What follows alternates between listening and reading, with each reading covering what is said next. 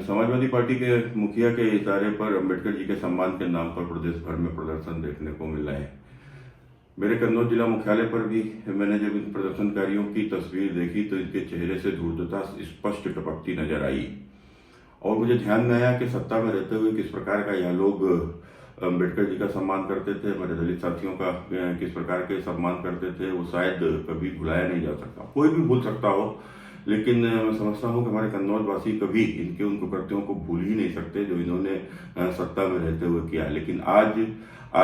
अंबेडकर जी के नाम पर ये चुनावी राजनीति के रूप से एक वोट की मशीन उनको समझ रहे हैं और इसीलिए शायद इस प्रकार का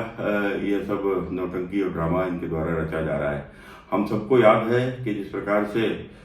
समाजवादी पार्टी के एक नेता आजम खान जो आज जेल में बंद हैं, वो किस प्रकार से बाबा साहब को भूमाफिया बताते थे और गांव-गांव उनकी खड़ी जो मूर्तियां, खासकर जो हाथ का इशारा करते हुए जो मूर्तियां हैं, उनको बताते थे कि इस जमीन के ऊपर कब्जा कर लो। तो इस प्रकार से बाबा साहब का परिहास उड़ाने वाले लोग शायद सत्ता में रहते हुए इनके इसी इशारे पर अब आपने देखा होगा कि उस समय पर गांव-गांव अंबेडकर जी की मूर्तियां तोड़ी जाती हैं। कैसे भूल सकते हैं कि समाजवादी पार्टी की सरकार बनते ही लखनऊ में जो मूर्ति, जिस समय के ऊपर बाबा साहब की मूर्ति थी, वहाँ पर श्री कांसीराम जी की मूर्ति थी, बहन मायावती जी की मूर्ति थी, और इस समाजवादी पार्टी के नेताओं ने किस प्रकार से उनको मूर्ति को तोड़ा और तोड़ने का प्रयास किया। और उसके साथ ही साथ जब समाजवादी पार्टी की सरकार 2012 में बन रही थी तो कैसे भूल सकते हैं कि बनते ही उत्तर प्रदेश भर के जिस प्रकार से खासकर दलितों के ऊपर जो अत्याचार हो रहे थे उसे टीवी पर साफ साफ दिखाई पड़ रहा था। किस प्रकार से उनके घर फूंक दिए गए थे, किस प्रकार से आग लगाई जा रही थी, किस प्रकार से हत्याएं हुई थी, बलात्कार हुए थे। एक ही दिन जिस दिन समाजवादी पार्टी की सरकार बनी थी, उत्तर प्रदेश में न जाने कितने ही दलितों को अत्याचार सहने पड़े थे। और यही नहीं, समाजवादी पार्टी की सरकार बनते ही यही कन्नौज के वो प्रदर्शनकारी जो आज प्रदर्शन कर रहे थे बाबा साहब के सम्मान के नाम पर,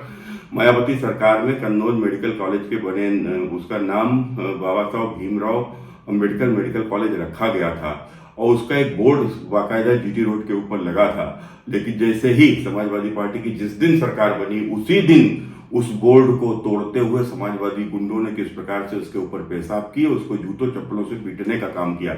और यही नहीं, यही अखिलेश यादव जी, इन्होंने पहली ही कैबिनेट की बैठक में उस बाबा साहब भीमराव अंबेडकर मेडिकल कॉलेज का नाम बदल दिया।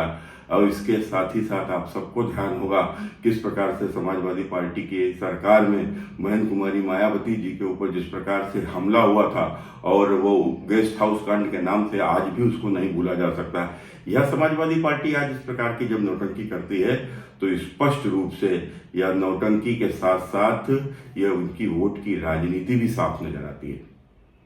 तो अखिलेश यादव जी, आपने आज तक अपने इन कुकृत्यों को लेकर माफी नहीं मांगी है और जिस प्रकार के कुकृत्य आपने किए हैं, शायद यही अमित शाह जी ने बताया था कि आज आप लोग अंबेडकर जी की बात वोट के लिए करते हो, लेकिन उनका सम्मान ना आपने किया और ना ही आपके नेता राहुल गांधी या उनके परिवार ने किया। अंबेडकर जी को एक बार नहीं कई बार अपमानित किया, उनको कोड़े मारते हुए जवाहरलाल नेहरू के द्वारा हंटर से